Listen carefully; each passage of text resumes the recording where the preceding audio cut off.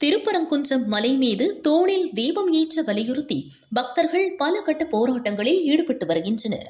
மலை மீதுள்ள சிக்கந்தர் தர்காவில் கடந்த 21ஆம் தேதி சந்தனக்கூடு விழா கொடியேற்றத்துடன் துவங்கியது.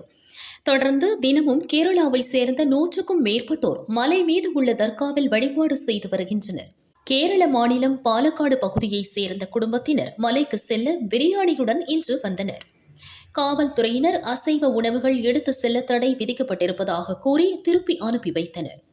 மலைக்கு செல்வோர் பால், தண்ணீர் மற்றும் குழந்தைகளுக்கான உணவுப் பொருட்களை மட்டும் கொண்டு செல்ல போலீசார் அனுமதி வழங்கி வருகின்றனர்.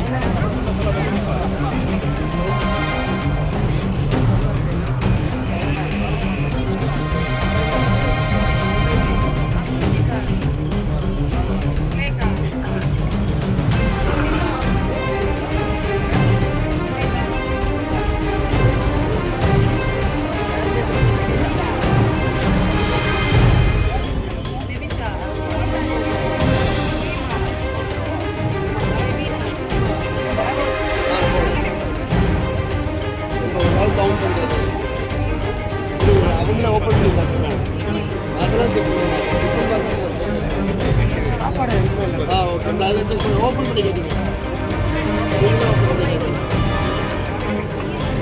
கவுண்ட் பண்ணுறது பண்ணுப்பா. சரி, ஓகே ஓகே ஓகே.